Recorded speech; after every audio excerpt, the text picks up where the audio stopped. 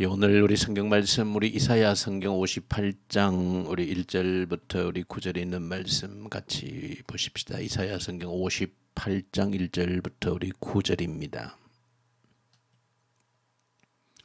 크게 외치라, 목소리를 아끼지 말라. 내 목소리를 나팔같이 높여 내 백성에게 그들의 허물을, 야곱의 집에 그들의 죄를 알리라. 그들이 날마다 나를 찾아 나의 길 알기를 즐거워함이 마치 공의를 행하여 그의 하나님의 규례를 저버리지 아니하는 나라 같아서 의로운 판단을 내게 구하며 하나님과 가까이 하기를 즐거워하는도다.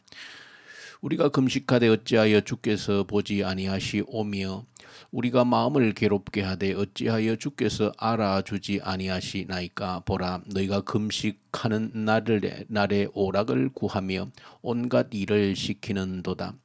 보라, 너희가 금식하면서 논쟁하며 다투며 악한 주먹으로 치는도다. 너희가 오늘 금식하는 것은 너희의 목소리를 상달하게 하려는 것이 아니니라. 이것이 어찌 내가 기뻐하는 금식이 되겠으며 이것이 어찌 사람이 자기의 마음을 괴롭게 하는 날이 되겠느냐. 그의 머리를 갈대같이 숙이고 굵은 배와 재를 펴는 것을 어찌 금식이라 하겠으며 여호와께서 연락될 날이라 하겠느냐. 내가 기뻐하는 금식은 흉악의 결박을 풀어주며 멍에의 줄을 끌어주며 압제당하는 자를 자유하게 하며 모든 멍에를 꺾는 것이 아니겠느냐. 또 줄인 자에게 내 양식을 나누어 주며 유리하는 빈민을 집에 들이며 헐벗은 자를 보면 입히며 또 내 골육을 피하여 스스로 숨지 아니하는 것이 아니겠느냐.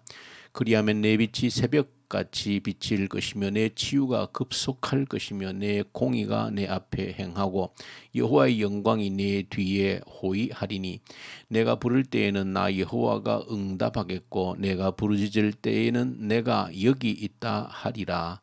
아멘.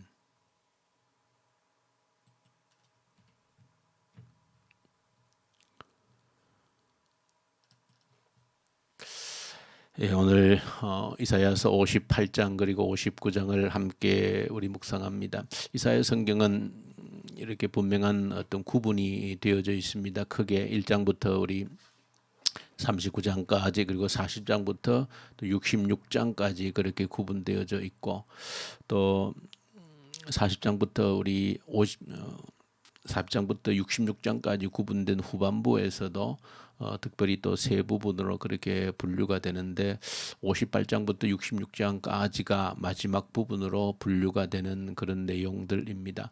58장부터 66장에 이르기까지는 회복과 그 회복될 하나님 백성들의 미래에 대해서 기록하고 있는 부분이 58장부터 66장까지의 내용입니다.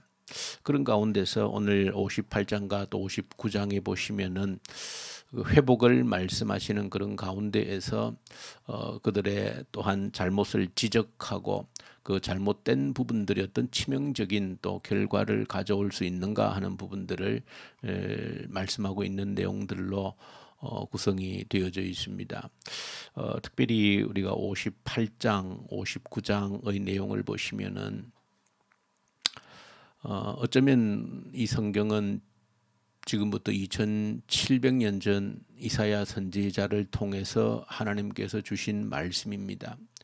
그러나 이 본문 속에 기록되어져 있는 내용들은 오늘 우리의 모습을 고스란히 비추어 주고 있습니다. 그것은 삶의 환경은 많이 바뀌었고 또 사람들이 살아가는 삶의 장소도 달라져 있지만은 그러나 하나님과 그 이 백성들의 그 관계, 그 본질적인 관계에 있어서는 2700년 전의 사람들의 그런 관계나 오늘 우리가 하나님과 맺고 있는 그런 관계나 별반 차이가 없다라고 하는 것을 우리가 그대로 보게 되어집니다.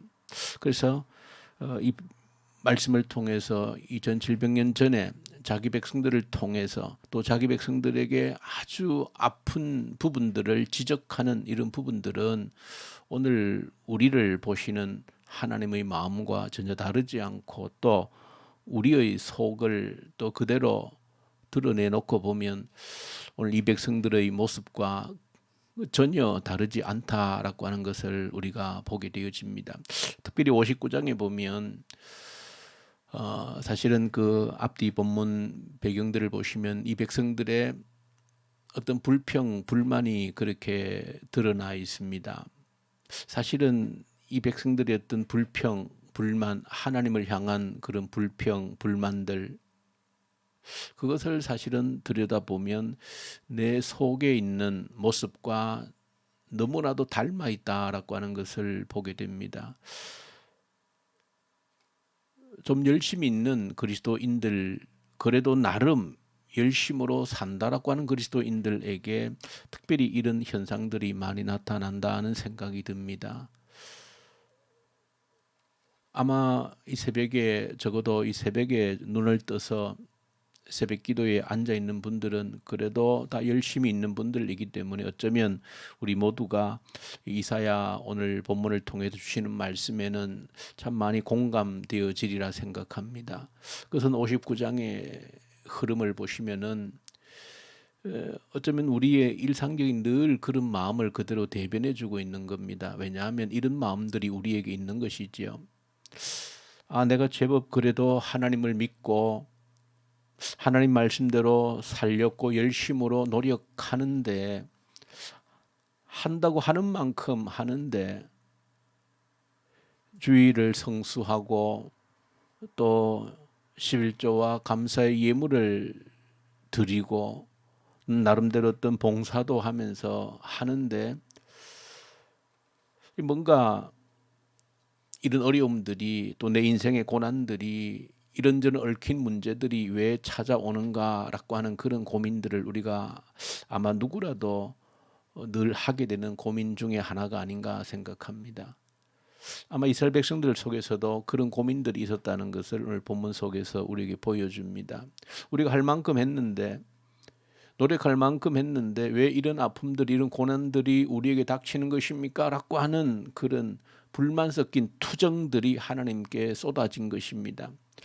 그때 하나님께서 주신 말씀들이 이사야 59장에 있는 내용의 말씀들입니다. 1절에 그 대답을 정확하게 주고 있죠. 여호와의 손이 짧아 구원하지 못하심도 아니요 귀가 둔하여 듣지 못하심도 아니라 오직 너희 죄악이 너희와 너희 하나님 사이를 갈라놓았고 너희 죄가 그 얼굴을 가리어 너희를 듣지 못하게 않으시게 함이니라, 그렇게 했는데, 하나님의 능력이 손이 짧아서 능력이 없어서가 아니라고 하는 것이죠. 오직 하나님과 우리 사이를 그 죄가, 우리의 죄가 그 틈을 내었다라고 하는 것입니다. 이것이 이사야 59장을 통해서 이 백성들에게 주고 있는 말씀이고, 어쩌면 우리에게 동일하게 주시고 있는 말씀이다. 하나님께 문제가 있는 것이 아니라고 하는 것입니다. 하나님께 어떤 문제가 있어서가 아니라 결국 하나님 우리 사이에 그 죄로 인한 그 틈바구니 때문에 해결되지 않는 문제들을 우리가 끌어안고 고통하고 신음하고 있는 문제들이다, 그렇게 진단을 하고 있습니다. 자, 그러면서 58장으로 다시 돌아오면 좀 더 구체적인 내용을 가지고 말씀을 하고 있습니다. 무엇이 문제이고 또 이런 문제들이 해결될 때 하나님께서 어떻게 우리의 삶을 책임져 주시기를 원하시는가 하는 내용들이 58장에 쭉 기록이 되어져 있습니다. 하나님께서는 하나님의 선지자를 보내어서 이 백성들의 허물과 죄를 들추어내었습니다. 허물과 죄를 들추어냈습니다.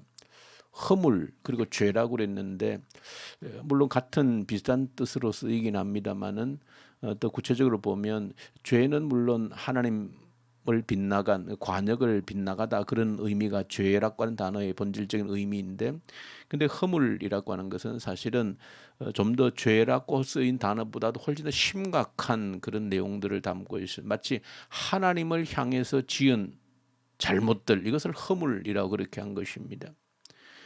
그러니까 하나님을 반역하고 하나님을 거부하고 하는 그런 잘못에 대해서 허물이라는 단어를 쓰고 있기 때문에 허물이라는 단어가 어떤 사소한 어떤 경미한 그런 잘못을 의미하지 않고 굉장히 큰 규모가 큰 그런 잘못을 허물이라 그렇게 실제적으로는 칭하고 있습니다. 자, 이런 허물과 죄를 그들에게 들추어 내었는데도 2절에 보시면 사실은 우리는 하나님 말씀대로 잘 순종하고 있다. 별 문제 없이 열심히 살고 있다. 하나님을 잘 섬기고 있다. 그렇게 고백하는 것으로 보여집니다. 사실은 이 성경이 조금 어려운 것은 때로 반어법적인 내용들이 많이 기록이 되어져 있습니다. 이거 뭐 잘한다는 같은 소리 같은데 사실은 이 반어법인 겁니다. 잘 못하고 있다는 것이죠. 어쨌든 그래서 1절과 2절에서 그들의 잘못을 들추어냅니다. 그들 스스로는 잘하고 있다라고 스스로 자화자찬할 정도로 하고 있는 모습이지만 그러나 하나님 보실 때 잘못되어졌다는 것입니다. 그 대표적인 내용을 58장에서는 그들이 하고 있는 금식에 대해서 지적을 하고 있습니다. 당시 유대인들의 금식, 신앙사의 금식이라고 하는 것은 자신과 하나님 사이의 관계를 표현하는 강력한 도구였습니다. 왜냐하면 당시 유대인들은 금식할 때 내가 금식한다라고 하는 것을 아주 광고하듯이 드러내놓고 했기 때문에 그렇습니다. 그래서 어떤 사람이 금식한다 그러면은 야 정말 하나님과 정말로 관계가 정말 하나님을 잘 섬기는 사람이구나 그런 것을 대표적으로 나타낼 수 있는 것이 금식한다라고 하는 그런 내용입니다.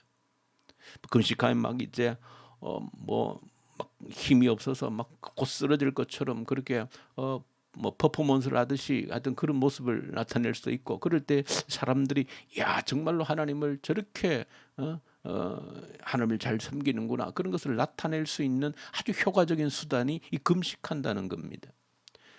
그 사실은 그 금식의 문제에 대해서는 예수님께서도 지금 그 말씀 속에서 지적하고 있는 내용들이죠. 그 복음서에서 산상설교에서 그 금식에 대해서 그 잘못된 금식에 대해서 지적을 하고 있는 겁니다. 예수님께서도 금식할 땐 골방에 들어가서 머리에 기름을 바르고 하라는 것이죠. 그 남에게 보이려고 하는 그런 금식을 하지 말라고 하는 예수님의 책망이 있는 것을 보면 이사야를 통해서도 그들의 잘못된 신앙 가운데 대표적으로 금식에 대해서 지적을 하는 겁니다. 자, 결국 어떤 핵심적인 내용은 오늘 우리에게도 이런 금식과 같은 그런 신앙 생활의 모습들이 다양하게 사실은 드러나 있다는 것이죠. 결국 이 백성들은 모양은 하나님께 금식한다라고 하면서 금식이라고 하는 사실은 근본의 의미는 분명하게 있는 겁니다. 금식은 좋은 제도입니다. 정말로 금식이라고 하는 것은 근본적인 본질적인 뜻이 나는 내 힘으로 할 수 있는 것이 아무것도 없다라고 하는 오직 하나님만을 의지해서 살 수밖에 없다라고 처절한 결단의 그런 고백이 금식을 통해서 우리가 고백한 행위가 되어지는 것이거든요.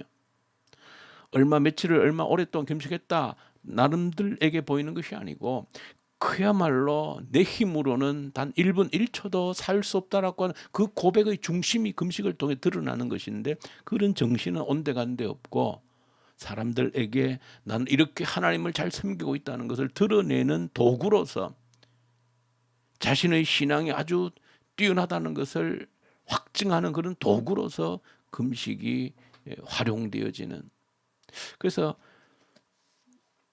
이들은 금식을 하면서도 그들의 삶 속에서는 오락을 찾고 오락을 즐기고 금식을 하면서도 그리고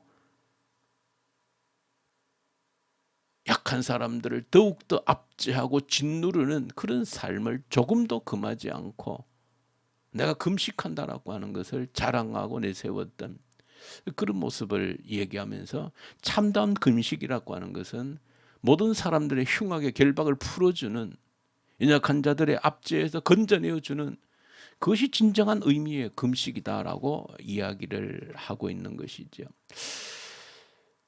오늘 본문을 보시면은 그렇게 제대로 된 금식의 삶을 신앙의 모습을 찾아갈 때 어떤 복을 어떤 축복들을 내려주시겠다라고 하는 그 약속들이 담겨져 있습니다. 새벽에 많은 내용을 드릴 수는 없지만은 11절에 보시면은 그런 제대로 된 모습으로 회복되어질 때 하나님께서 어떻게 물된 동상같이 참 아름다운 표현으로 주고 있는 것이죠. 물이라고 하는 것은 우리 생명에 가장 근본적으로 필요한 것들이고, 그 물된 동산처럼 물이 철철 넘쳐흐르는, 그 말은 생명이 넘쳐흐르는 그런 것을 의미하는 것입니다. 아무런 부족함이 없는 것을 상징하는 것이 그 물된 동산과 같다라고 하는 아주 메마르고 삭막한, 그러니까 대조되어지는 그런 부분이거든요. 그러니까 제대로 된 그런 금식의 모습을 찾아갈 때 하나님께서 어떻게 우리를 책임져 주시고 보호해 주시고 해 주시겠다라고 하는 그런 약속들을 해주고 있는 내용들입니다. 그러나 그렇게 되지 못하는 것은 우리에게 신앙이라고 하는 것이 형식만 붙들려 있고 실제 내용이 없는, 우리의 삶에 아무런 변화가 동반되지 않는, 그저 예수 믿는다라고 하는 것을 흉내만 내고 있는 그런 모습들에 대해서 책망을 하고 있는 부분들인 것이죠. 우리가 이 코로나를 지나면서 가장 중요하게 붙들고 돌이켜 보아야 될 부분들이 이런 부분들이다. 하나님께서 왜 코로나라고 하는 건 이것을 주셔서 우리에게 예배 생활에 어려움을 가져오겠는가라고 할 때 아마 저는 가장 중요한 부분이 이 부분이라 생각합니다. 예배 형식만 있고 그저 한 번 주일날 왔다 가는 것으로 내가 예수를 믿는 것처럼 구원이 보증되어진 것처럼 그렇게 살아가고 있는 우리들의 익숙하게 되어진 우리 신앙의 이 잘못된 부분들을 지적하는 것이, 너희들이 진정한 예배자인가, 한번 그렇게 일요일날 교회 한번 갔다 오는 것으로서 너희들이 그리스도인인가 라고 하는 그런 책망이 사실은 이 코로나 속에 가장 핵심적으로 들어있는, 저는 하나님의 음성이다 하는 생각을 가집니다. 정말로 예배자인가라고 하는 것을 묻는 질문이 이 코로나 속에 있다는 것이죠. 오늘 저희 여러분들이 오늘 이 말씀들을 한번 묵상을 하시면서 정말로 하나님은 우리를 회복시키기 원하시고 물된 동산으로 인도하기 원하시는데 우리의 형식 속에 갇혀져 있는 그런 화석화되어져 있는 신앙들 때문에